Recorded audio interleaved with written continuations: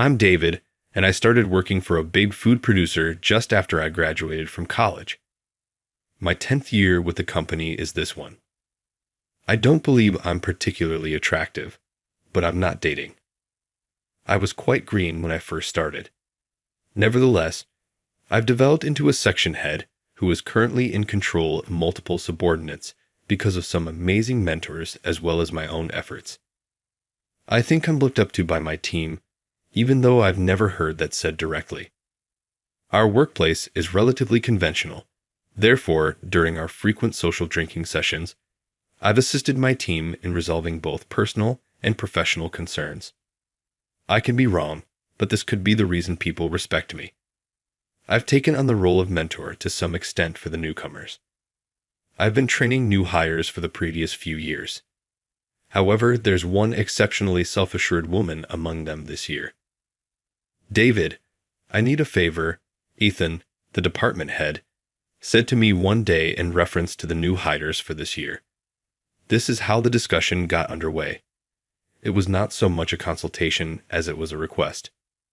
What's going on? You've suddenly become really formal. Well, it's about a woman named Madison Clark. Clark doesn't seem familiar. Does it not? Apparently the same name as President Clark. Is that possible? Yes, she's the daughter of President Clark. Daughter of President Clark? Does that imply she is given preferential treatment? No, President Clark insists on not giving her any special treatment and wants her to be treated like anyone else. Even so, it's going to be a bit difficult to deal with, isn't it? That's the issue. She is the spoilt daughter of Mr. Clark, an incredibly loving father. She is, to put it frankly, extremely spoilt. Ah, the typical traits of a CEO's daughter. Apparently, she's very willful, always gets what she wants, and is moody, refusing to do anything she dislikes. That does seem problematic. Are you saying this because... Wait a minute. You pick things up quickly, Ethan observed with a small smile. She will be placed in your department, and you will serve as her mentor. Ah, so it's already been decided. It was determined that you are the best fit because of your history and your well-known compassion. So that's the circumstances. I am depending on you. Ethan gave me a shoulder pat and walked away. Wait, hold on.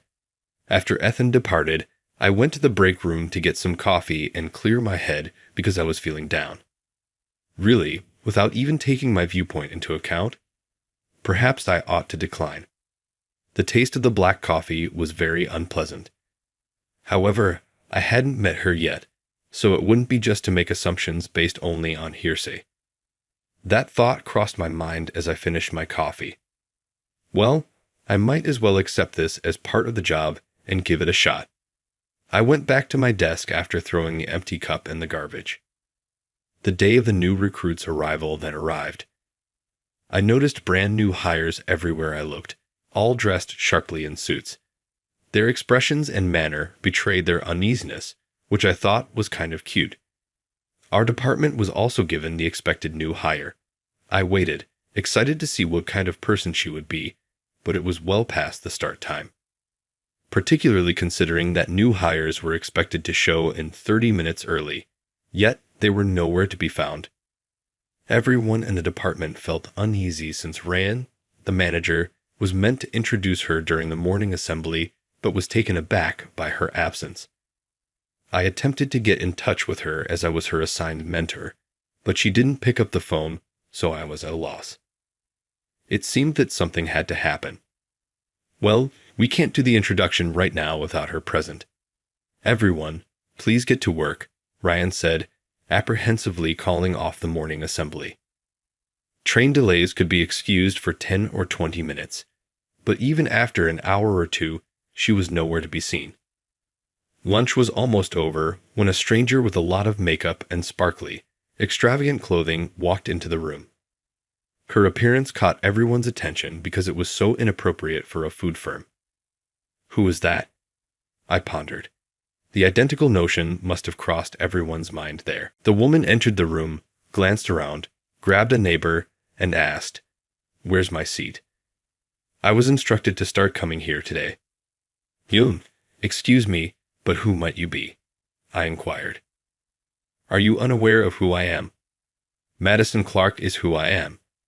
She said, I was told to work in Sales Division 3, loudly enough for everyone in the room to pay attention to her. If you're with Sales Division 3, your desk would be over by that window. Is that so? After that, she approached us with assurance. Is this Division 3 sales? Where is my desk located? Ryan got to his feet and ran to her. Madison Clark, are you? This is where your desk is located. You have been assigned to Sales Division 3, where I oversee the Supply Management Division. Are you serious?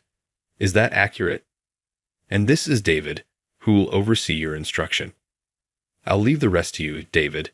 This is Madison Clark, who has been assigned to us. Ryan hastily went back to his desk after that. My name is David, and I'm here to help. I have been directed to instruct you on a variety of work-related topics. It's good to meet you. Yeah, nice to meet you too. Though I was a little put out by her condescending demeanor, I was able to remain composed because I had been warned. There's something I want to say before we get to work. Her statement surprised me as I was prepared to confront her over her tardiness today. Hey, I'm new here. Will you not be pleased to have me? You would normally welcome a newcomer, don't you?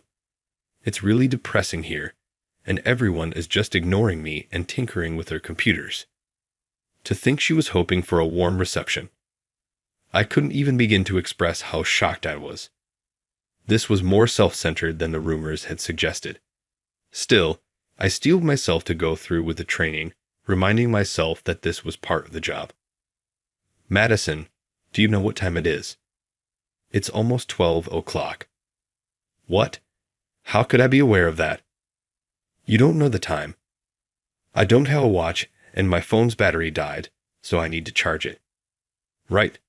What does she say? I thought I would have to start her education over from the beginning. She said, Hey, how long do I have to stand here? At that moment. My workstation is where? Get moving and show me. I clenched my fists, almost too involuntarily, for this attitude was becoming intolerable. Ryan immediately grabbed my arm after realizing this and tried to comfort me. Rather of acting as a true mediator, it appeared more like he was attempting to salvage face. All right, I'll let you handle the rest, haha. And with that, he was back at his desk like a man avoiding flames. Regaining my composure somehow allowed me to start the actual training, reasoning that, as annoying as this is, I have to get through it as part of the job. First things first, a business computer and your office materials are ready. My workstation is right next to yours. Assemble the computer and stash the supplies within the desk. You can read this guidebook to learn how. Please feel free to ask any queries you may have. She let out a deep breath and reluctantly started to arrange and set up her desk. Yeah, what a hassle. It's me who wants to sigh in this situation. I have been assigned such a difficult new recruit. In any case, she will be working in sales and has been assigned to our department. I was going to start her out by teaching her the ropes. The CEO's daughter expressed lack of excitement when I taught her how to welcome and bargain with clients, asking, Why do I have to perform this kind of work? I can't possibly be inspired by chores like these. We're in the sales department, I said, sighing. We must market our goods to customers. It's your responsibility to sell our clients stuff. For now, concentrate on the task at hand. She pouted during the training, accepting it with reluctance. I went about a training regimen systematically, even if she lacked common sense. It was time for her sales debut at last. I picked a reliable, dependable client from my network to go with her. She only needed to smile in the background, as it was only intended to be an introduction. She's never been quiet before, though, so I doubted it. The client is very important. Please be mindful of your behavior, I told her over and over. But I was unable to overcome my nervousness. Naturally interested in the new hire, the client asked a number of questions that left me feeling tense and completely worn out. We were able to see the client without any significant problems, for some reason. It was a relief that the client's supervisor was understanding and forgave her little transgressions because she was a newbie. But after only one client meeting, she seemed so worn out that I began to worry about when she would be able to support herself. It was almost time to clock out before I realized it. Gee, why must I endure all of this? I was thinking about this, lost in thought. All of a sudden, I realized she was missing. Thinking she could have gone inside, I glanced inside the convenience shop, but she wasn't there either. Neither in front of us nor behind us could we find her. I pondered where she could have gone and tried to give her a call, but we had to head back to the office to make a report. "Oh, David, do you need something?" she responded. "Not that I'm in need of anything." "Where are you at this moment?" "We must return to the office to finish the report." "How come?" "However, aren't we already past business hours?" "I'm taking a taxi home right now." Was I meant to head straight back? Anyhow, I'm leaving for home. Hey, she just hung up after saying what she wanted to say. What a self-centered show. I was desperate for some patience. She arrived late to work the following day, as usual, and I caught her. "Come on in. What's the deal with this suddenly?" "Please accompany me." Despite my severe tone, she grudgingly obeyed with her typical behavior. We went to the conference room, and I forced her to take a seat. "What made you walk away by yourself yesterday?" "Well, I went home because it was the end of the workday, and I didn't want to work overtime." "At the very least, let me know before you leave. I will be concerned if you vanish without saying anything." "You're scared, Dash. Isn't it evident to leave the office and head home without saying anything? It is common courtesy to notify before departing. Do you not even comprehend that fundamental idea? David, you're frightening me. It goes without saying that with your present mindset, you're failing both personally and in sales. And yesterday, why did you not speak with me? Perhaps you ought to have announced your departure. You already know that you'll become lonely at work. Do you comprehend? You don't have to express it that way, though. You are the one forcing me to say it." I erupted into a verbal storm of rage. We had this conversation for about an hour. Eventually, she stopped talking, unable to respond. However, when I finished speaking, I observed a shift in her attitude. Her fists were clenched tight, her eyes were gloomy, and her mouth was turned down in a frown. Still, she continued to glare at me while snapping her mouth shut and bellowing, "How dare you lecture me?" "Just wait," she exclaimed, storming out the room. I wanted to punch my former self for accepting her training at that very moment. Going to the break room to pass time with a coffee, I'd assumed she wouldn't be back at her desk for a bit. I returned to my desk as soon as I felt it was time. "What on earth did you do to her?"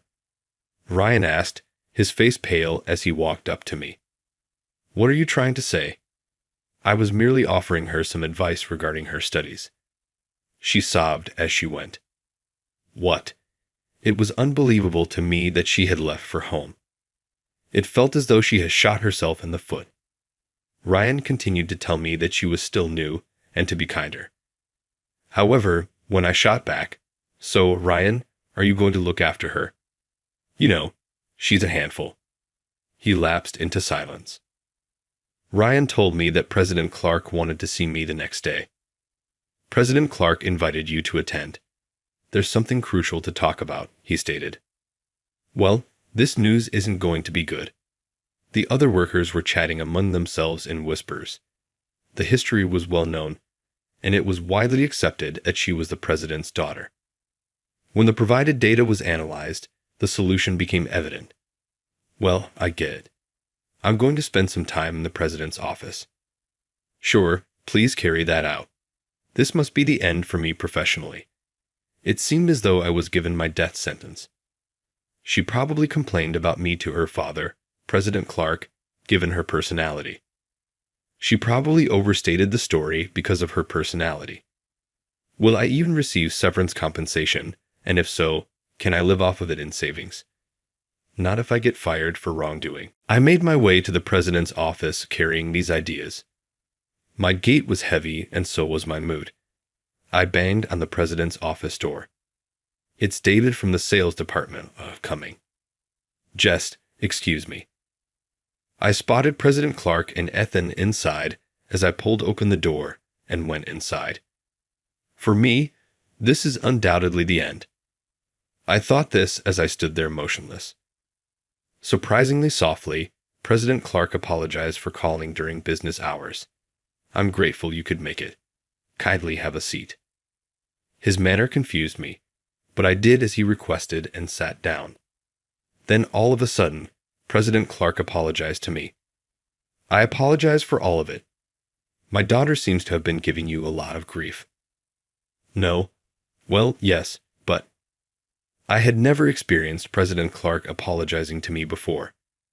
I was still in disbelief when President Clark smiled warmly and started speaking serious. My daughter has been through a lot. President Clark's experience can be summed up as follows. His wife put in a lot of work with him while he started the company. Her unwavering efforts, nonetheless, resulted in disease and hospitalization. Then Mr. Clark and his daughter were the only ones living at home. She used to vent her frustrations on her father because, in her tender years, she yearned for her mother's affection. Mr. Clark attempted to make up for not being able to attend to her due to his job commitments by granting all of her wishes. Her spoiled conduct was the result of this strategy backfiring. It was too late when he recognized his parenting error. As I heard this, I couldn't help but feel bad for her. She was venting her anger at her father at work. Isn't it what they refer to as acting out? I hoped she wouldn't use her privileges at work, even though her feelings toward her father were none of my concern. To start with, I'm sorry for entrusting you with my daughter's education. To be honest, I've failed as a father, said President Clark once more. But from what I've heard, you're highly valued for your mentoring within the organization. My daughter doesn't listen to me, but since you've been guiding her, she has begun to show some signs of change. This proves it was a good idea to find her interesting. Okay. It seemed that the worst-case situation had been averted, but I had no idea what to say. I may have worried you a little because of the situation, but in reality, the reverse is true. I want you to keep working hard. Please treat my daughter with the strictness you require, without taking my status into account. Yes, I do comprehend. I'll work hard to live up to your expectations. President Clark appeared to have realized that his daughter wasn't best served by merely being pampered. How about this? You handle everything pertaining to my kid. I won't stop you no matter what she says, so please keep teaching her rigorously the way you know best. Yes, I do comprehend. I'll try my hardest. Sorry to involve my personal matters, but I'm counting on you. The result caught me off guard, and I felt overburdened with responsibility, but it was also relieving to know that I was entrusted with something so significant. I made the decision to approach her differently. When she casually sauntered in beyond the start time the following day, as usual, I approached her. Madison, do you even realize what time it is?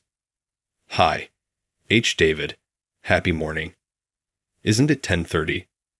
It appears that up until now, I've been too forgiving of you. I'm going to be thorough from now on, so be ready for that. Thorough?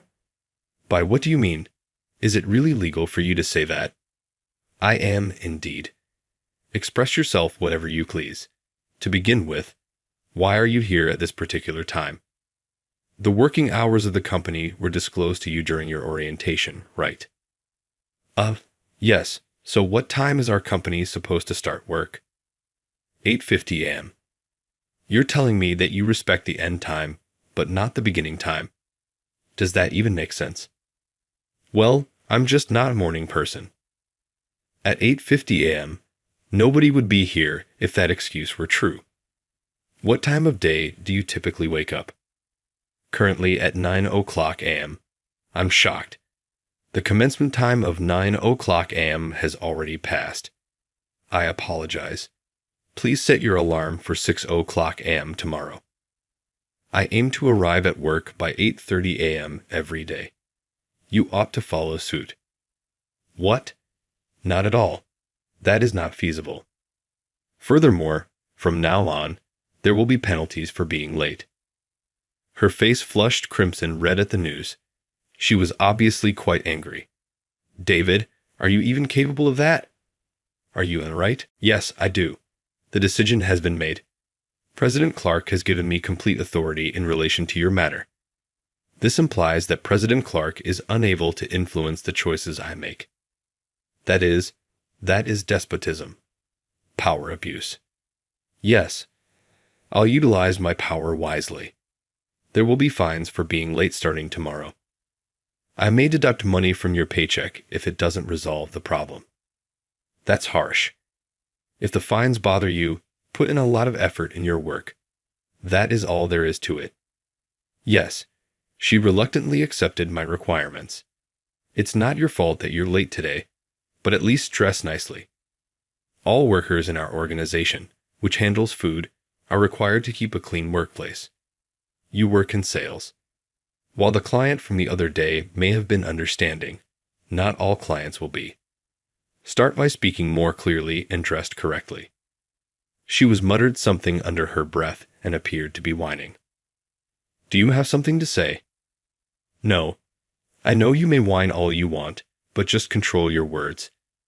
You should act like the working adult that you are. Indeed, I did declare my intentions in front of everyone. But since she continued to look unhappy, I moved the lecture into a meeting room. I started by stressing the value of appropriate grooming.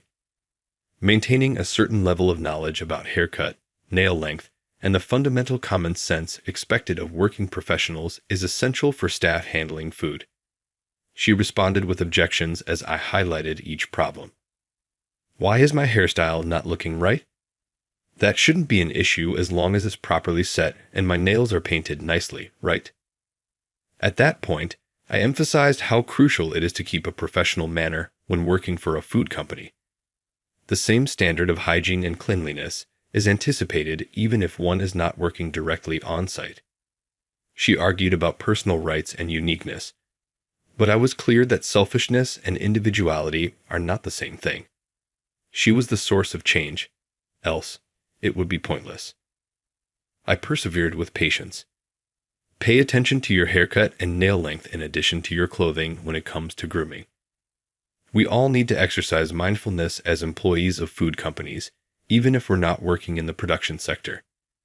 Even my nails and hairdo. But I'm not cooking, am I? It is a fundamental idea.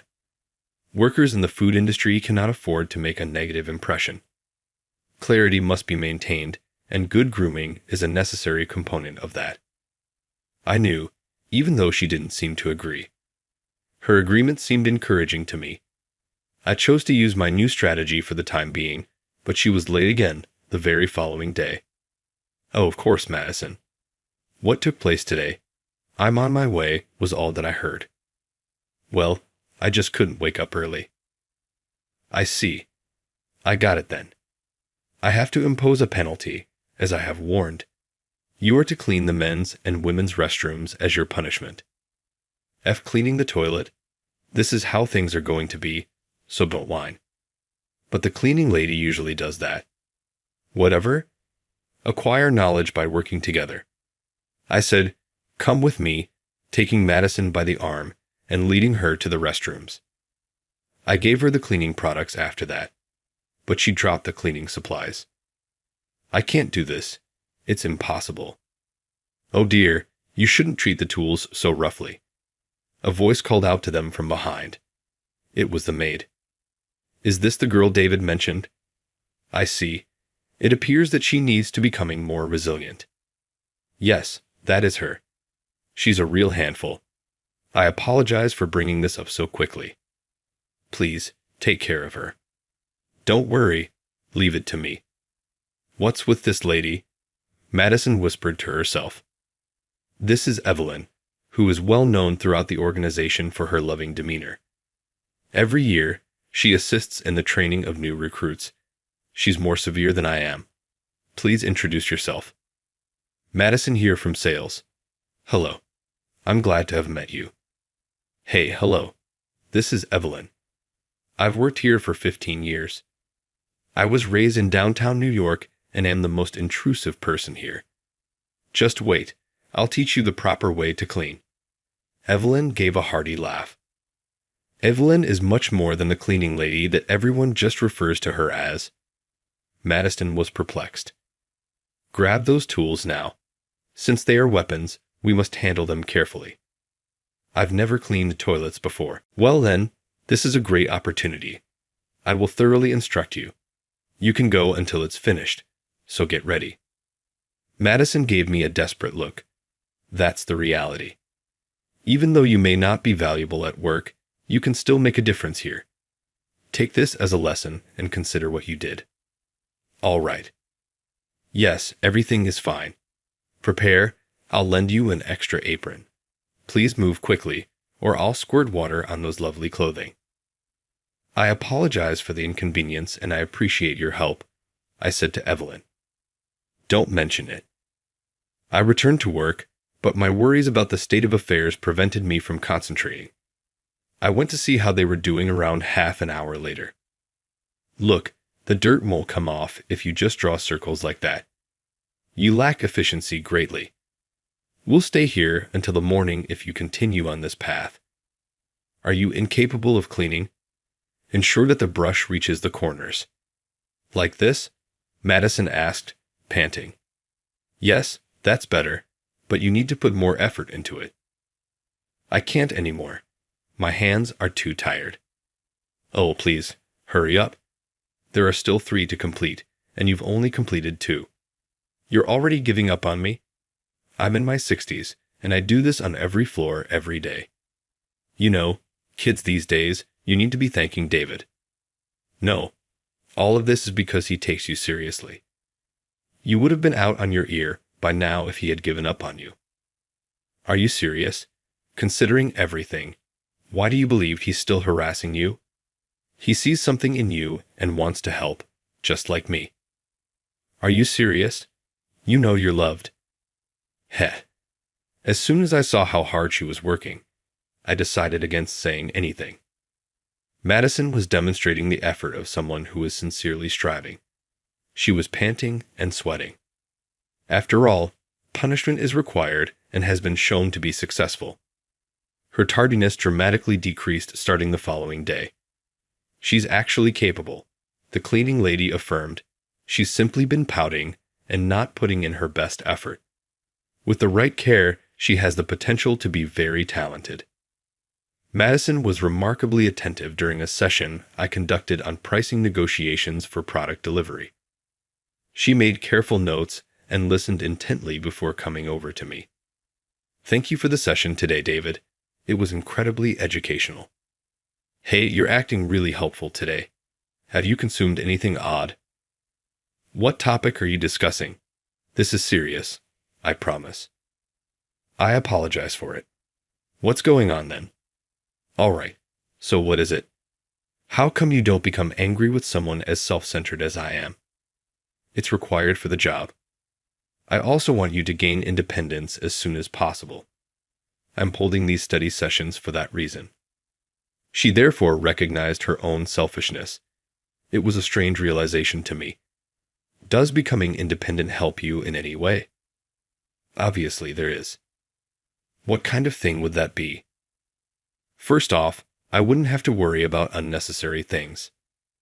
Please respond thoughtfully. Well, it means less work for me if I can interest you in a job. Madison said, David, you kind of a softie, aren't you?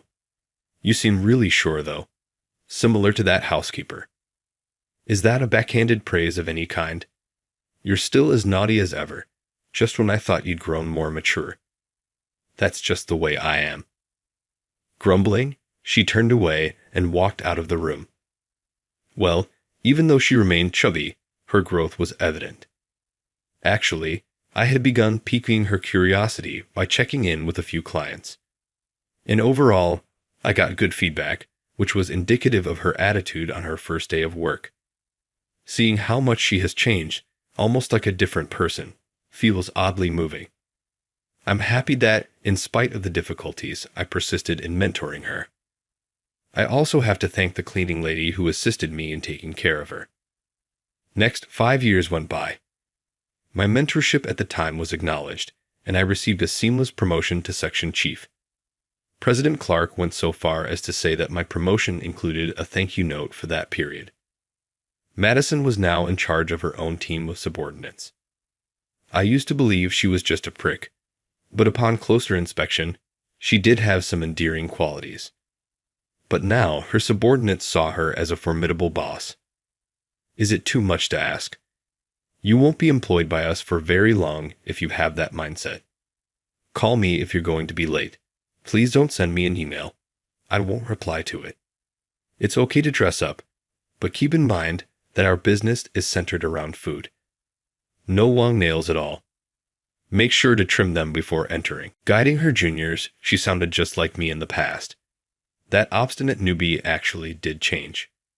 She did, after all, always say things boldly.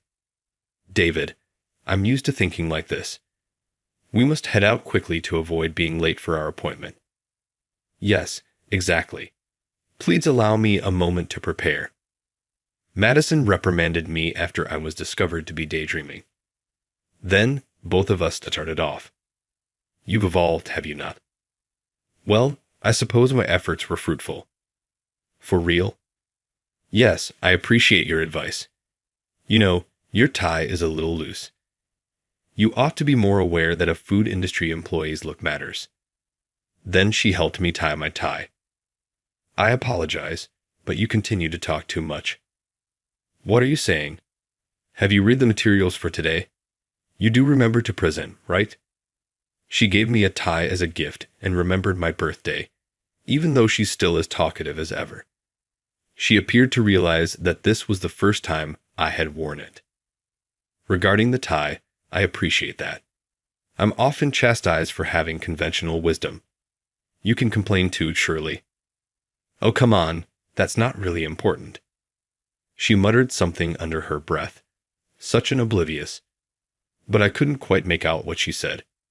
What did she say? Should our presentation go well today, perhaps we ought to rejoice as a group. I quickly made my way to the client's place after thinking that. Keith, how are things doing with foods in FS? Shane, it's almost there, I see. I will definitely finish it today. I am currently leaving for my appointment at 2:00 p.m. for a meeting. I'm in charge of Thompson Foods, and the discussions are going well, but then I'll show up. It's okay. Okay. Keith is my name. I have 4 years of sales experience with a kitchen equipment manufacturer. I've been attempting to get a contract with Thompson Foods, a significant player in the food market, for the past month. Now that the deal is almost finalized, my boss, Shane, who a year ago couldn't even arrange an appointment with Thompson, and threw the whole thing on me, appears to want to take over again. However, my employer, Shane, and I end up going to F's and Foods to haggle because I can't really say no to him. We were shown to the 7th floor production control department after providing our company name and information at the ground floor reception. I greeted Kevin, the head of manufacturing management at Thompson Foods, and said, "Thank you for making time for this meeting despite your busy schedule." He appeared a little more at ease than normal. "Keith, I've been waiting for you. Today, I have a request. Mr. Thompson, our president, would also like to attend the meeting today. Is that okay?" I said, "Yes, I understand," and my pulse began to race when I learned that Mr. Thompson would be attending the meeting in person. Mr. Thompson came in as the door slowly opened. He turned to me and grinned as I hesitantly greeted him. "So, you're Keith," he said. "I've heard that you were able to convince our big demon." "Big demon." He laughed and said, "Ha, that's Kevin's nickname. We receive salespeople from different companies, but there wouldn't be enough time in the day to meet with them all. We have therefore made the decision to only meet with businesses that Kevin is comfortable with. This must have been a difficult journey. Mr. Thompson grinned as he stated this, and Kevin, who appeared to be rather serious, briefly smiled. Kevin said, "Shane, you have a good and strong junior on your team." The meeting then started. We were able to get a new kitchen equipment contract with Mr. Thompson's help. I was relieved to get up when Mr. Thompson unexpectedly extended an invitation. "My youngest daughter turns 20 on the second Sunday of next month. Would you like to attend the birthday party we're throwing, if that works for you?" A birthday party for your daughter. Attending the birthday party of President's daughter I'd never met seemed out of place for ordinary employees like us. As I was thinking of declining, Shane responded, "Of course, absolutely. Both of us will be delighted to attend." Mr. Thompson was overjoyed, leaving no room for me to decline. After leaving Thompson Foods headquarters, I complained to Shane, "Shane, why did you say we'd attend a birthday party for a president's daughter we've never met? Aren't we out of our depth?" "Don't be silly," Shane grinned smugly. "If we bring a timely gift to the party and get his daughter to like us, it could be a real stroke of luck."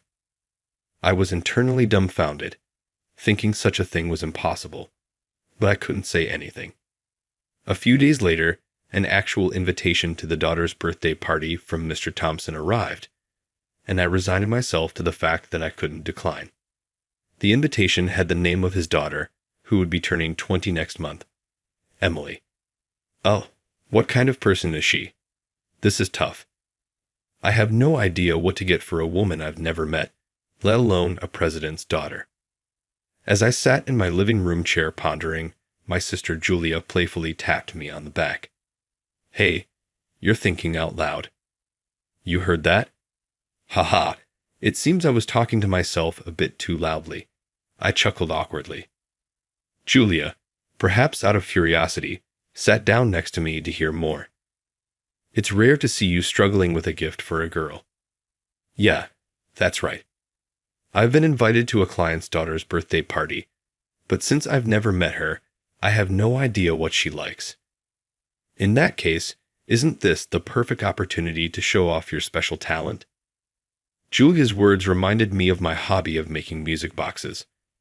I became fascinated with music boxes during a field trip in my junior year of high school to a music box museum.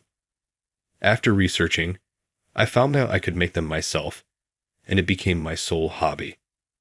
With hand-cranked music boxes, you can play your favorite songs by punching holes in a metal sheet, known as the movement inside the music box. Come to think of it, Julia is about the same age as Emily. Hey Julia, can you tell me what kind of songs 20-year-olds like these days? Well, maybe songs from popular dramas or trendy NM soundtracks. Those usually have tracks that everyone knows. Julia played me some songs she downloaded on her phone. For the music box I've been working on, which can change tunes midway, I took quite some time to select and create sheets for 3 songs. The outcome was great. I made the box a special one. I crafted the box and fitted the mechanical parts inside at a familiar workshop. I used a laser engraving machine to imprint musical staves and notes on the sides of the box. I even made holes in the round parts of the notes so the music box's sound would emanate from there. After about 3 weeks, the music box was complete. On the day of the birthday party, I headed to Mr. Thompson's house as mentioned in the invitation. Entering the gate, a beautiful garden came into view. The well-maintained bushes and flower beds were impressive. I exchanged greetings with 2 helpers at the entrance and was led to the living room. The moment I saw the luxurious marble dining table in the spacious living room, easily over 40 square meters, I felt a bit intimidated. The guests were all dressed in elegant, high-end suits and dresses. It was easy to spot Shane, and I felt quite out of place. All I wanted was to give the gift and leave as soon as possible. While I was thinking this, the party started, and Mr. Thompson stood in a prominent spot in the room to begin his greeting. Thank you all for gathering here today to celebrate my youngest daughter Emily's birthday. Amidst the applause, Kevin raised his glass. Let's toast to Emily's 20th birthday. Next to Mr. Thompson, a beautiful woman with long black hair reaching down her back bowed gracefully. She must be his daughter. After some greetings, the guests began presenting their birthday gifts to Emily. There were exquisite bouquets, brand name bags, and jewelry, all appearing quite luxurious. As I watched, Shane also handed Emily a gift. It looked like a bracelet from a famous brand. After handing it over, Shane noticed me and came over. What did you bring, Keith? Well, my gift isn't something I bought, actually. I make music boxes as a hobby, so I brought a handmade music box for today's gift, I said, showing him the paper bag with the music box. Shane snatched it up. You're being incredibly rude. A cheap handmade music box as a gift for the president's daughter? What were you thinking? Apologize to Emily. Go buy a proper gift right now. Stunned by his sudden outburst, I couldn't respond as Shane yelled at me. I hadn't expected to be scolded at the party, but maybe giving a handmade music box to a woman I was meeting for the first time was indeed impolite. Speechless and ashamed, I could only stand there, head down. The living room fell silent, a tense atmosphere hanging in the air. Then Emily approached us. Excuse me, is that paper bag for me as a birthday present? Could you please give it to me? I want to cherish the feelings of everyone who gave me a gift. Hearing this, Shane hesitantly handed over the paper bag he had taken from me to Emily. She received it and turned towards me with a bright smile. Thank you so much. I've never received a handmade music box before. I'm delighted. May I open it? Yes, please do. I managed to answer nervously. Emily, still smiling, took the music box out of the paper bag. Wow. Is this handmade? It's incredibly beautiful, she said, fascinated by the music box as she picked up the sheet music included. This is amazing. How does it work? Well, you open this part and set the sheet inside, then close the lid and turn the handle. I explained, feeling a bit happy as I walked past Shane to show Emily how the music box works. As the handle turned, a gentle metallic sound filled the room, and the previously tense atmosphere in the living room seemed to warm up a bit. That's incredible. I love this song. It sounds so beautiful, Emily said joyfully as the song finished playing. She even clapped her hands, and her applause quickly spread throughout the room. Emily seems to like the music box gift the most, said Mr. Thompson, who came over smiling at Emily and then turned to me with kind words. Keith, seeing my daughter so innocently happy like this, I wonder how many years it's been. Thank you for such a wonderful gift. While making this music box, you must have thought of Emily, whom you've never met, and put your heart into it. Emily seemed to truly enjoy it, playing each of the 3 music sheets I had included, changing them one by one, and happily turning the handle. I'm really glad you liked it, I said, as Shane muttered behind me. I went out of my way to buy a $300 bracelet, only to be outdone by such a cheap-looking gift. How embarrassing. Suddenly, Emily's expression turned displeased, and she walked briskly over to Shane. What's your name, please? Shane. Shane, thank you for the bracelet, but I'm sorry that what I like is a cheap-looking music box. This music box has just become my treasure, and you're belittling my treasure as cheap-looking. Confronted by Emily's forceful gaze, Shane was completely taken aback. No, I didn't mean that. I'm terribly sorry. After bowing deeply, seemingly too embarrassed to stay, Shane hastily left the room and didn't return to the party. Then came Monday, the start of a new week. I had a meeting scheduled at Fops and Foods, so I tried to involve Shane. I'm good. I'll leave it to you, Shane said with a wry smile, and since then, he avoided any involvement with Fops and Foods. As for me, Emily had approached me on my way out of the birthday party. I'd like to learn how to make music sheets myself. Would you mind teaching me? Emily really seemed to like the music box. I couldn't decline such a delightful request, So now I spend every weekend at Mr. Thompson's house teaching her how to make music sheets. Emily is quick to learn and eager, making teaching her a rewarding experience. Once she learns to make the music sheets herself, she wants to try making the box part too. So, I plan to continue being her music box tutor for a while. I wonder what kind of melody she will create and how her beautiful smile will look when she completes her own music box. I'm really looking forward to it. But on the other hand, I can't help feeling a little sad that once Emily learns to make music boxes on her own, we may not spend as much time together. I want to see her smile more, but like a music box that eventually comes to an end, I know these happy times are finite. I decide not to think too much about it and do my best in what I can.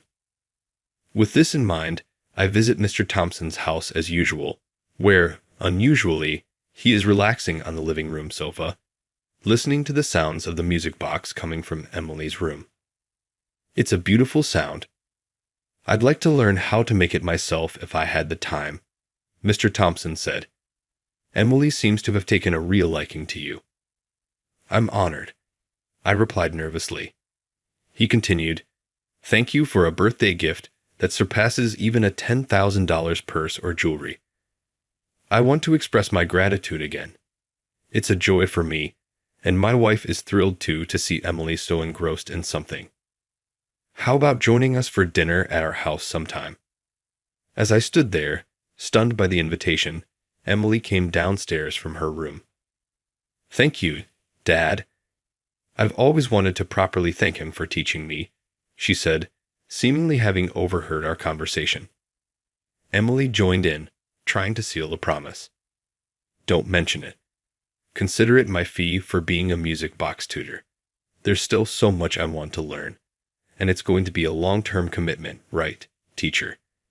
Seeing Emily's mischievous smile, there was no way I could decline the invitation. And just like that, I found myself with a standing invitation to Mr. Thompson's house, not just for teaching music boxes. Absolutely. His daughter has a thing for you, big bro.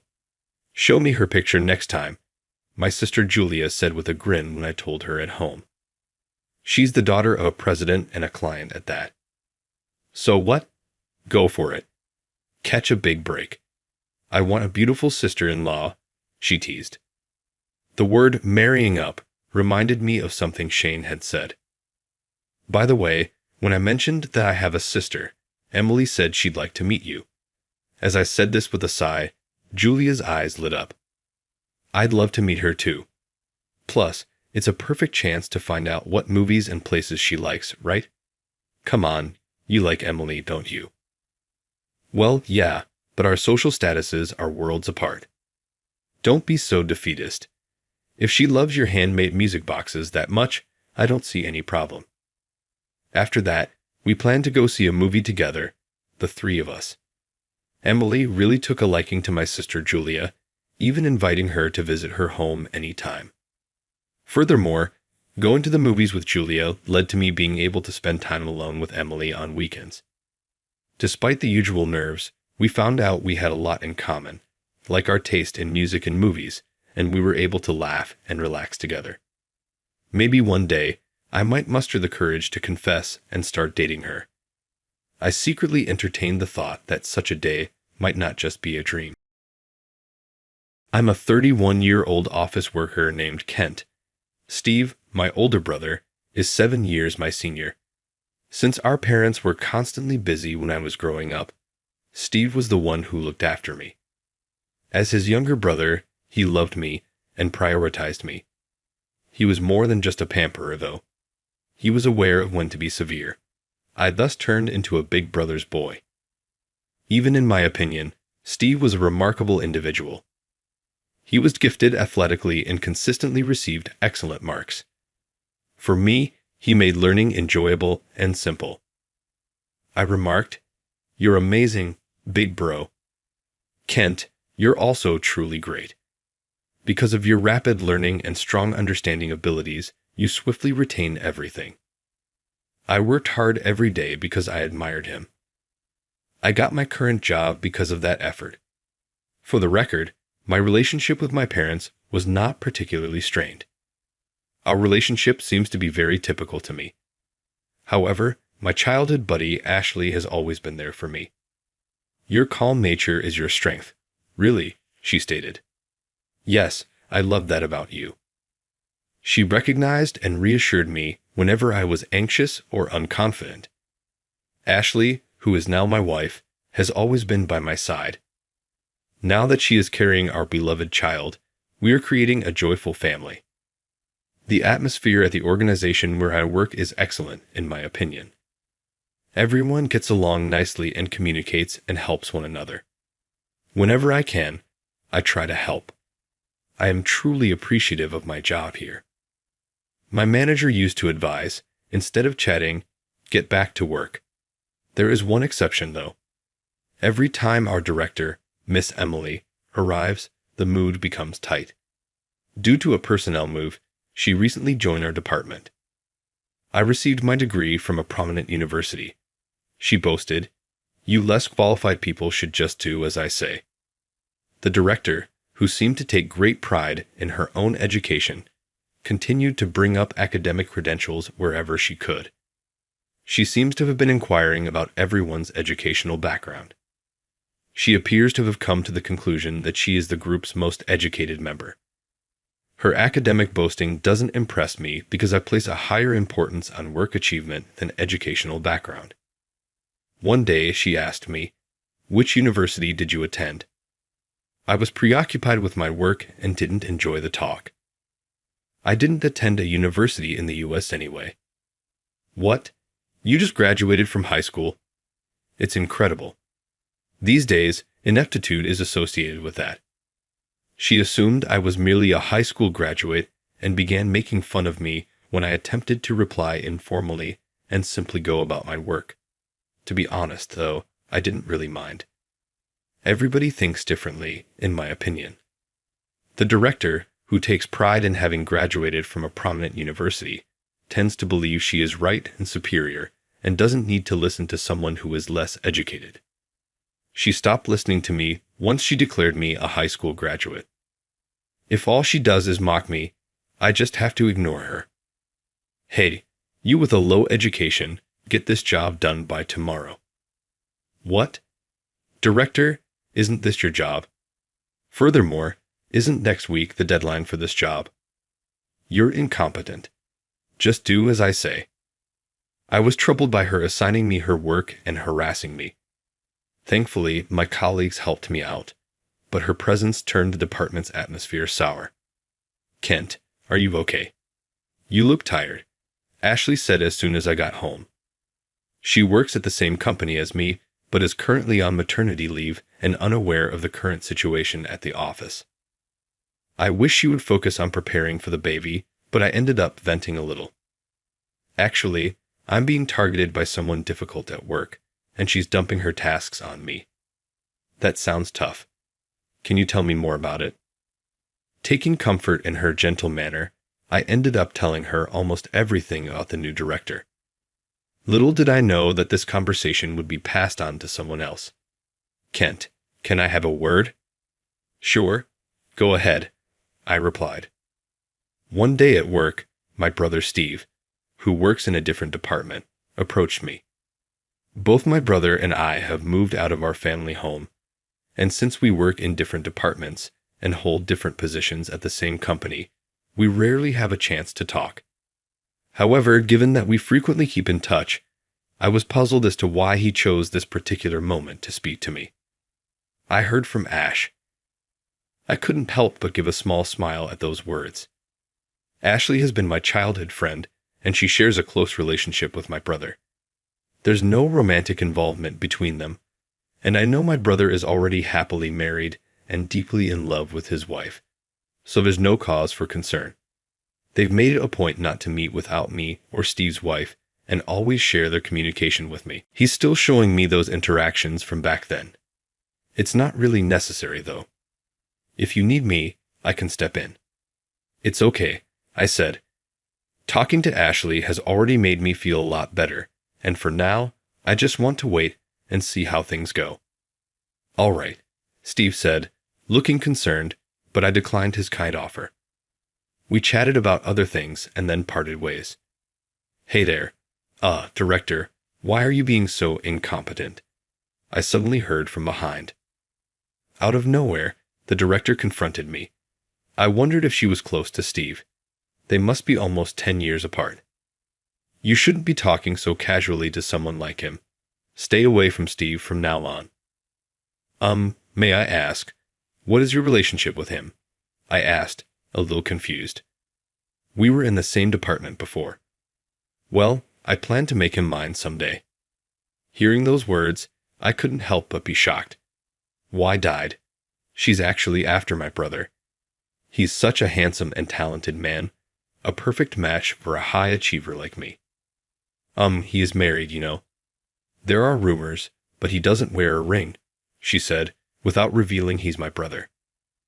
I tried to explain that he's a married man, but the director just wouldn't believe it. Indeed, my brother had been separated from my sister-in-law due to certain circumstances and didn't wear a ring. I could understand how the misunderstanding arose, but I wished she would listen to what others were saying. Even when I tried to stop her, she wouldn't listen. What would a no-good like you know about him? Just stay away from him. You're uneducated and incompetent, she said, refusing to listen to anything I knew. Even if I told her I was his brother, she wouldn't believe me or would just use it to her advantage. After she left, I was at my wit's end. I found myself on the receiving end of glares from the director day after day. Moreover, the harassment intensified, leaving me wondering what to do. Around that time, the previous CEO retired and a new CEO took office. A party for the inauguration was being organized. I'm attending the party too, I said. I was one of the first to get an invite. The director was over the moon, bragging about it. But essentially, all employees were invited to the party.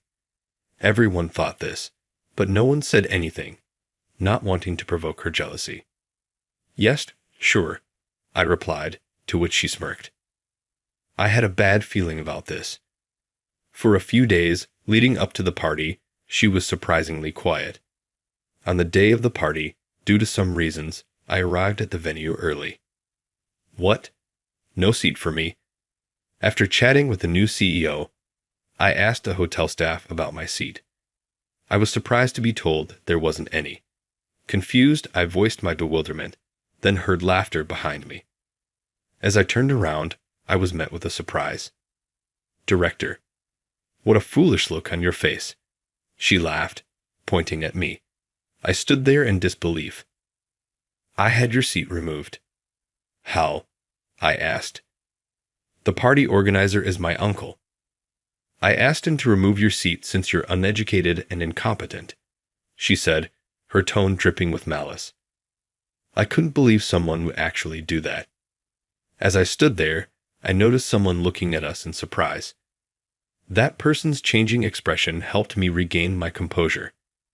There's no seat for the low-educated, so leave, she said, in the middle of the luxurious hotel's event space. I sighed deeply at those words. I was tired of being looked down upon for my education all the time. This might be a good chance to set things straight. With that thought, I sent a glance toward the person behind the director. He was wearing an expression of anger. Well, I guess I'll be leaving then. To the director's surprise, I easily agreed to leave. Her expression soon turned triumphant. Then leave quickly. There was no need for her to tell me so. I quickly left the hotel, as she wanted. Imagining what would happen next, I couldn't stop laughing. I wondered what would become of that clueless director. As I was enjoying my care, I received a call from her. Smirking, I answered the phone. Please come back right now, she said, her voice panicked. I had no idea you were. She was clearly shaken, and I couldn't help but laugh. You didn't think I was the new CEO's brother and the former CEO's son, did you? Yes, I said.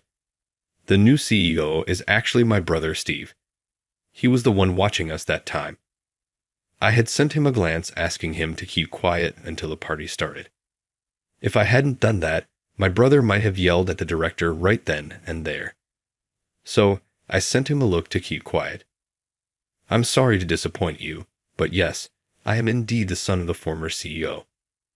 My father, the former CEO, is a man we both deeply respect. He was diagnosed with an illness one day, and though not hospitalized, he needed regular visits to the doctor. The problem was, who would take care of him? Both my brother and I were busy with work, and our mother had recently injured her leg. While we were figuring out what to do, my sister-in-law stepped up to help. She used to be a doctor, so she moved into our parents' house to take care of them. Of course, my brother and I still visit our parents' home regularly. Importantly, my brother frequently travels between our parents' house and his own. He didn't move in with them because he's busy with the transition to becoming the CEO of the company, often returning home late at night. So, it's more convenient for him to stay at his home, closer to the office. This is why they have been living apart. Additionally, my brother has a metal allergy, which is why he doesn't wear a ring.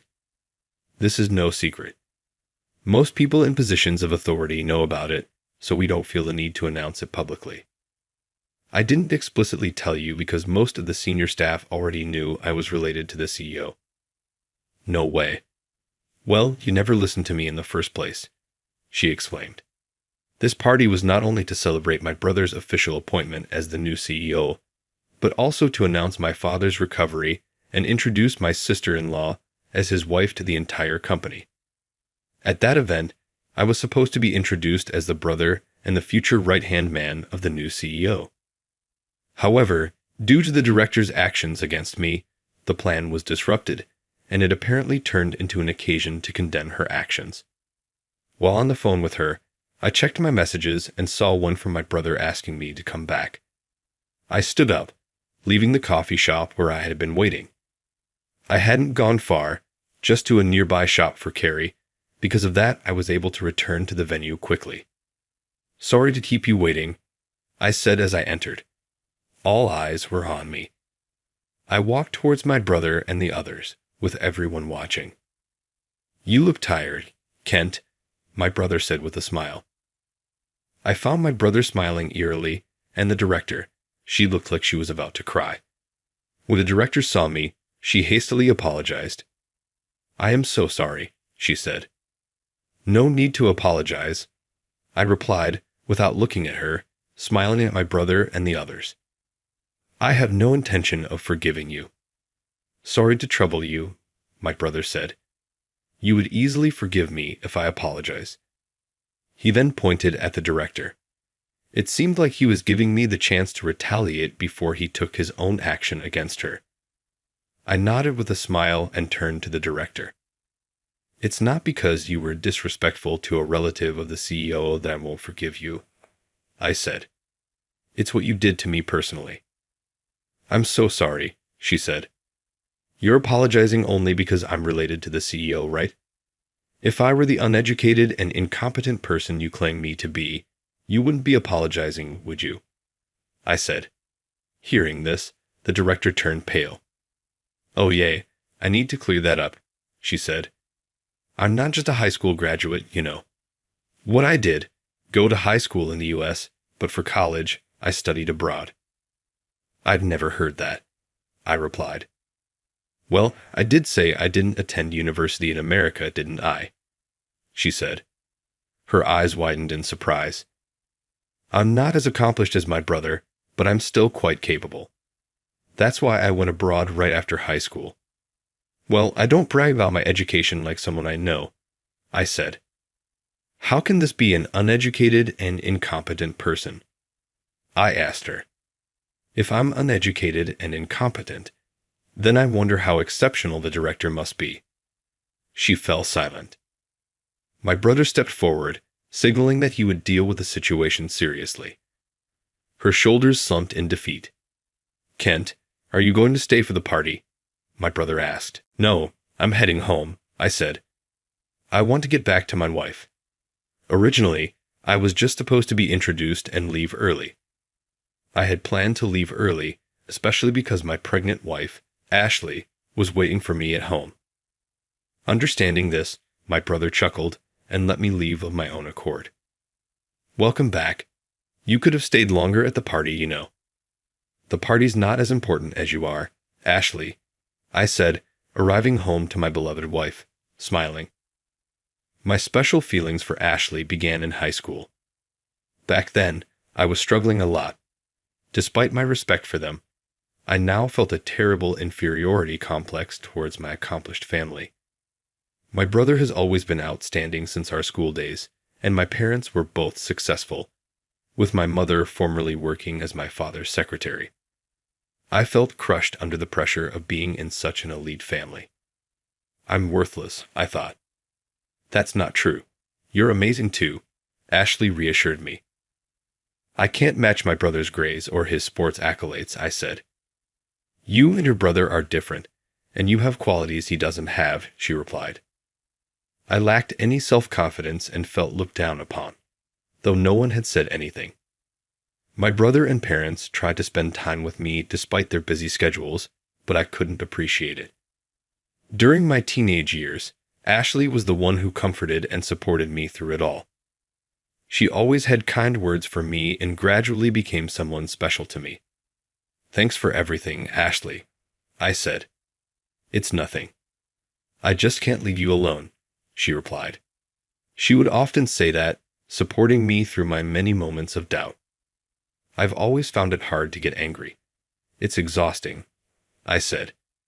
And I thought it's easier to just let things slide. This led to people underestimating me and causing issues for my status as the CEO's son. If anyone messes with you, I'll deal with them. Ashley would get angry on my behalf and always drove those troublemakers away. She would even get hurt sometimes, but she stayed by my side. I wanted to protect her, to become stronger both physically and mentally. I said, so when my father suggested studying abroad, I accepted. Aren't you going to tell Ashley? My brother asked. Yeah, and please, brother, don't say anything unnecessary, I replied. At that time, I left for overseas without telling Ashley anything. I decided if she found someone else by the time I returned, I would give up on her. Thankfully, after graduating successfully, I was greeted at the airport by both my brother Steve and Ashley. Welcome back, she said. After she said that, I confessed my feelings to her. We started dating, and now we're happily married, expecting our child soon. Hey, Ashley, thanks for everything, I said. Why the sudden gratitude? She asked. You talked to my brother about everything, right? That's why I could fight back, I said. So, of course, I've always seen you as someone special since we were kids. I couldn't stand anyone hurting you, Ashley said with a smile. I still have a long way to go, I replied. The person I wanted to protect was protecting me. Just make sure you'll make me and our child happy, Ashley said. Of course I will. I firmly promise to build a happy life with you, Ashley. The next time I went to work, the director was no longer there. My brother informed me about her situation. She had been transferred to our department due to issues she caused elsewhere. The issue was about her stalking behavior towards my brother. It came to light through reports from my brother and others. Normally, this would have led to her dismissal, but unfortunately, our father fell ill around that time. In the rush to handle the transition of responsibilities, the situation was overlooked. During that period, the director's uncle, who was an executive, covered it up. She only got a department transfer as a consequence. I wish you had told me about it. I didn't want to worry you. You've always been calm and don't attack others, but that makes you worry more. That's irrelevant now. I've always been considered too gentle and kind by others, but I don't think I'm particularly nice just because I don't get angry. So, the director and her uncle, the executive, are both currently under suspension. It's just a brief respite, really. My brother is very capable and uncompromising. Anyone who has angered him in the past has faced severe consequences. I silently sympathized with the director's future. Eventually, Both of them were demoted to a newly established branch on a remote island. They're stationed on a remote island with surveillance, so there's no escaping. Their primary job is essentially sorting emails coming from the main office. Other than that, there's basically no work or entertainment. However, they have to work there as a form of compensation for the trouble they caused us. I wonder how much stress they're under now. With these thoughts, I continued my work. Following this incident, I was appointed as the new director. I had already been handling most of the director's work, so the transition was smooth. Keep up the good work and climb the ranks. I need you as my right-hand man. Eventually, in response to his expectations, I'm continually improving myself. Years later, Ashley and I now have 2 children. My brother doesn't have any kids of his own, but he adores ours. Choose your own path. You don't have to go to college. Studying abroad is also an option, but always be considerate of others. Education isn't everything. Make sure you look at the people you meet closely to know who they truly are. That's how I teach my children. Their future path is uncertain, and they might face struggles like I did, but Ashley and I will always be there to support them.